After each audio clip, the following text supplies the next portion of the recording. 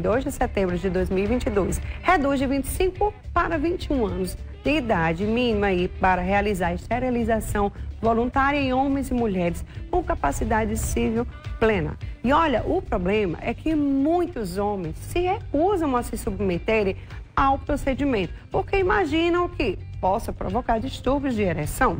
Mas aí quem vai tirar todas as nossas dúvidas é o nosso urologista, Dr. Rafael Arruda, que já está aqui hoje conosco. E você também, que está aí do outro ladinho, é o nosso querido convidado para participar do nosso programa. Então, quer fazer essa pergunta? Tem dúvidas sobre isso? Homens, por favor, mandem suas dúvidas. Ou as mulheres mesmo que quiserem mandar essa pergunta. Aproveita que o Dr. Rafael está aqui para vocês tirarem todas as dúvidas, tá? Nosso WhatsApp vai ficar aqui, que é o 981457570. Se você quiser fazer pergunta, pode ficar à vontade, não precisa se identificar. É só você mandar a sua pergunta por escrito ou áudio. Manda áudio, eu gosto. Olha, vamos embora. Tudo bom, doutor Rafael? Bom dia, seja bem-vindo aqui ao nosso Manhã. Doutor Rafael, primeiro explica o que é a vasectomia. Para que os homens que estão em casa, eles entendam o que é esse procedimento, né, cirúrgico, se ele é tranquilo, se ele não é tranquilo. Bom dia, pessoal. Bom dia, Marília. Bom dia a todos os telespectadores do Manhã da Gente.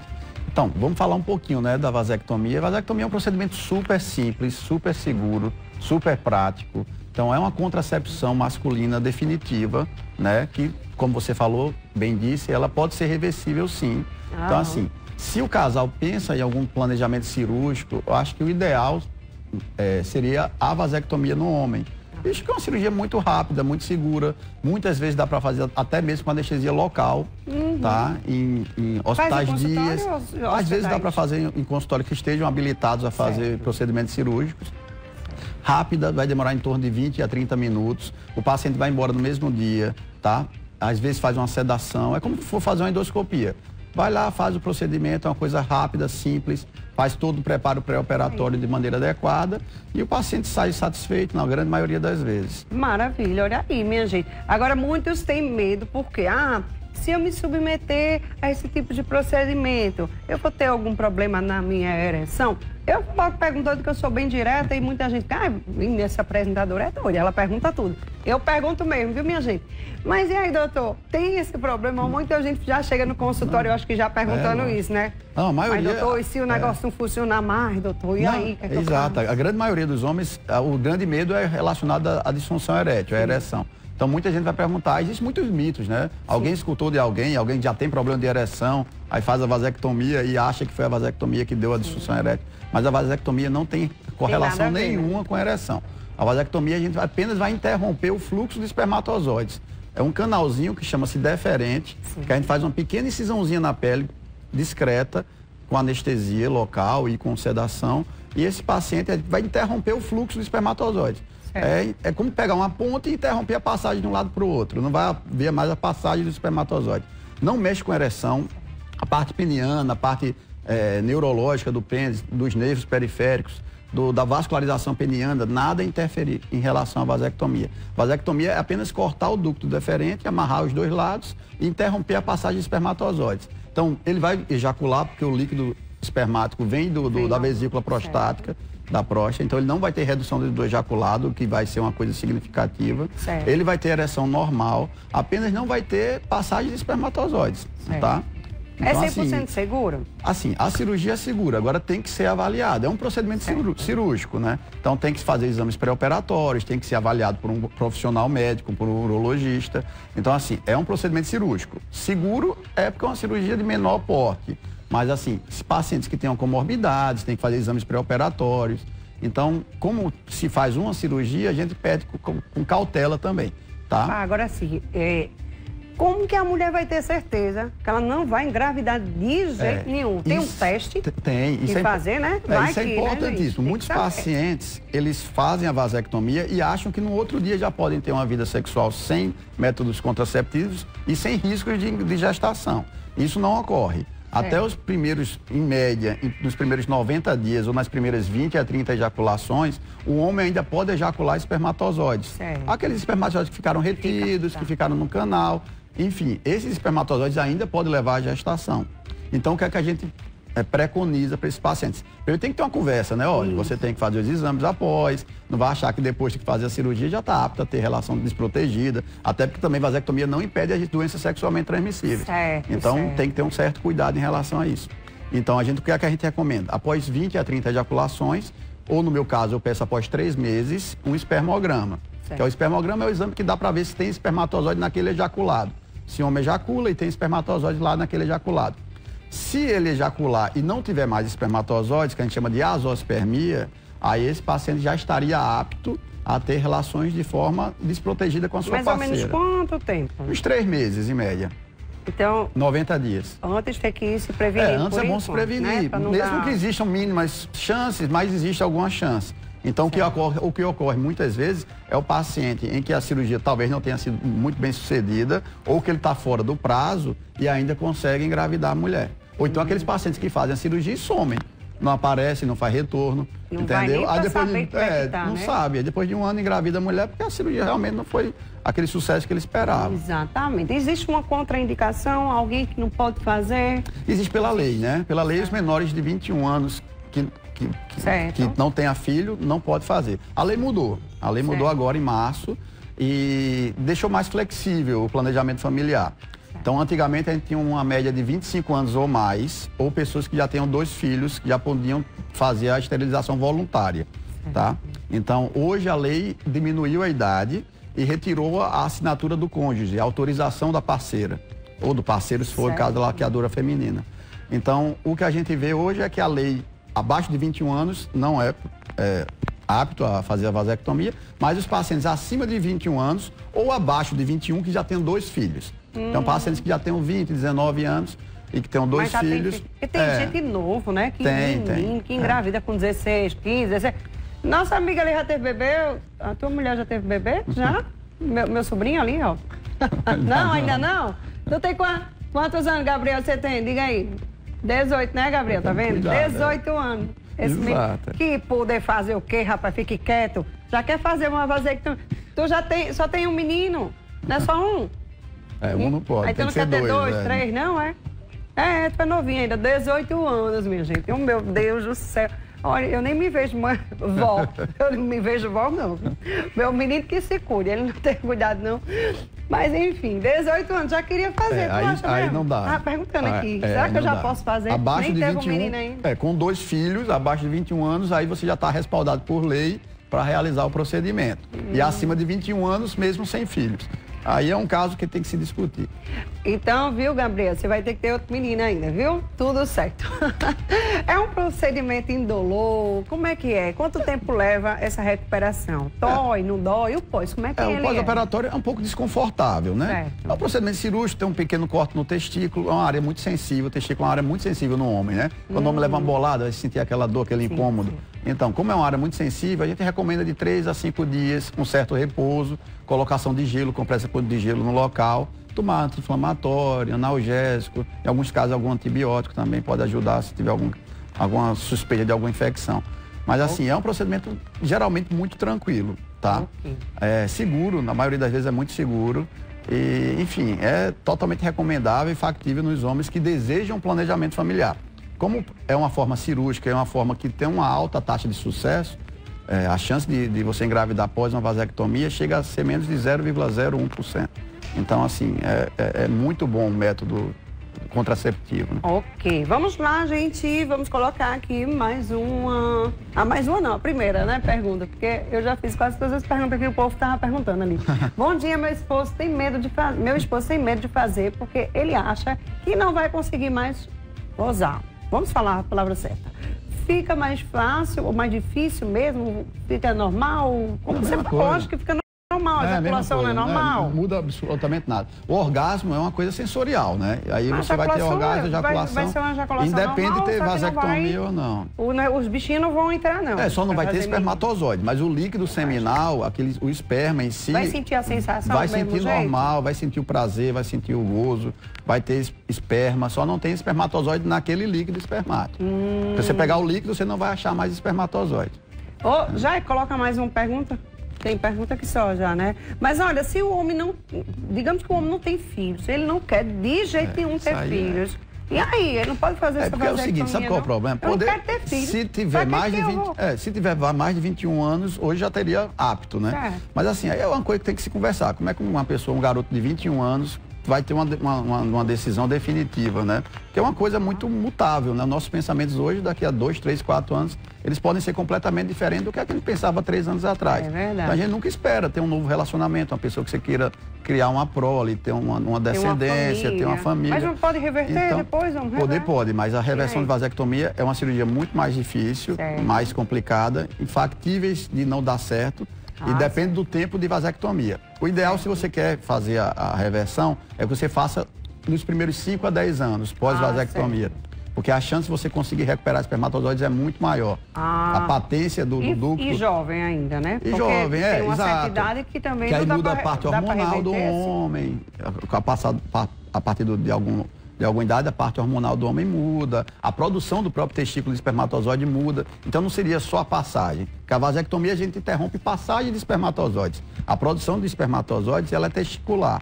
E isso a gente não muda com vasectomia. A vasectomia dura para sempre? Para sempre. É um método definitivo. Existe tantos anos você tem que refazer? Não, é um método definitivo. Agora, a reversão a gente recomenda, se os pacientes querem fazer reversão, que é uma coisa totalmente factível, para profissionais habilitados, que estejam preparados a fazer o procedimento. É uma técnica microcirúrgica, é um pouco mais demorada a cirurgia, totalmente diferente da vasectomia, demora em torno de umas 2, 3 horas.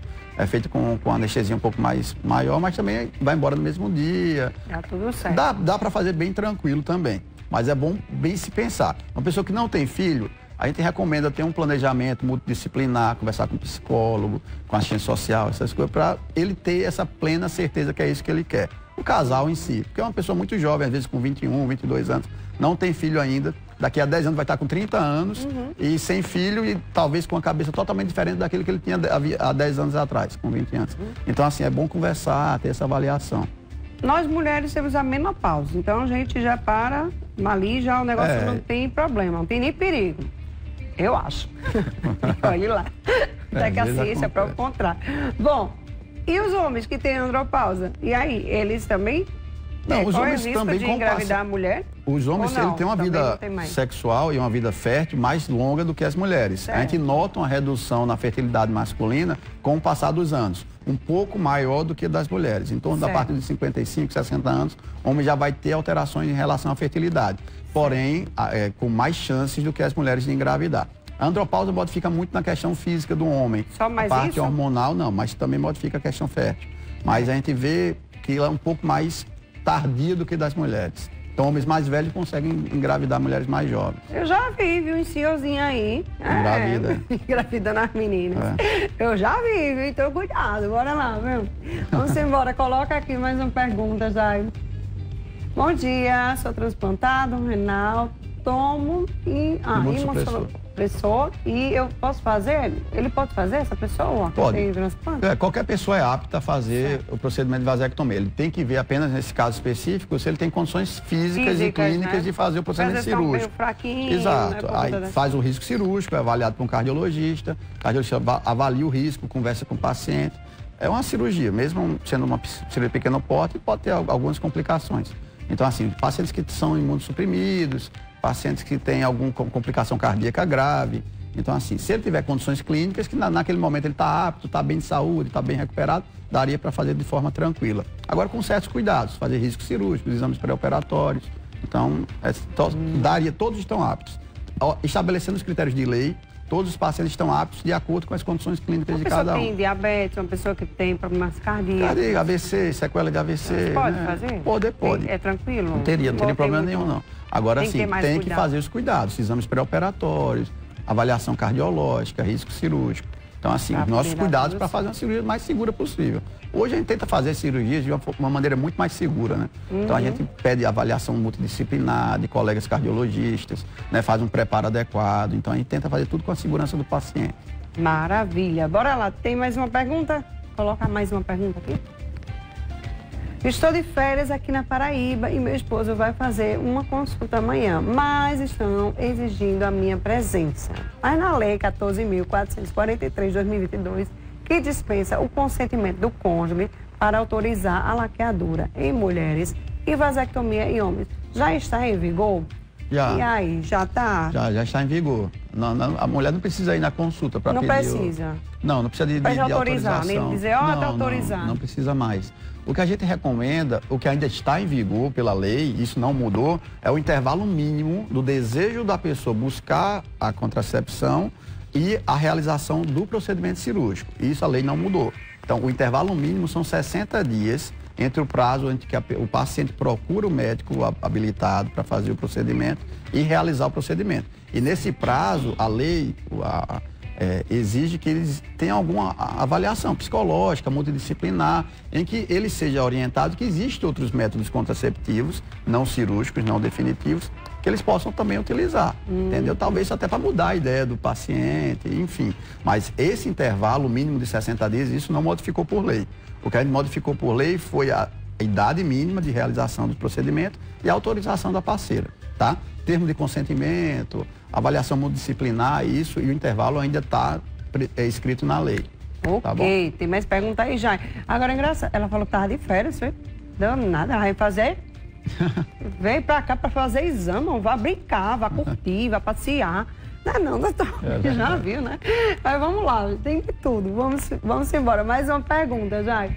Com quanto tempo pode ter relação sexual após o procedimento cirúrgico? Você falou mais ou menos 2 meses? Não, relação sexual pode ter uma semana depois. Ah, sim, não, tem que ter só os cuidados. Só os cuidados. Até 3 meses tem que usar algum método contraceptivo, que ainda dá para engravidar. Aí bota a camisinha, ou a mulher toma um pílula anticoncepcional oral, injetável. Agora, relação sexual, após ele estiver bem recuperado, geralmente em torno de 5 a 7 dias, uma semana, ele já está bem, menos doloroso, o local. Então, assim, para ter uma vida sexual mais agradável, sem dor no local, acho que uma semana é o tempo... Aquelas DSTs tem que ter mais cuidado, isso aí tem que ter cuidado, né? Isso aí... Então, tem que ter cuidado com as doenças sexualmente transmissíveis, né, gente? Independente de você fazer ou não. É o que ocorre, muita gente não se sente seguro depois que fez a vasectomia.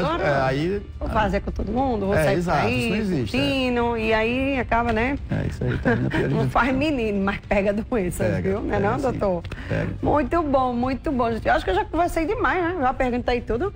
Menino pergunta, né? Vocês querem saber o quê? Eu perguntei as perguntas do povo todinho, foi?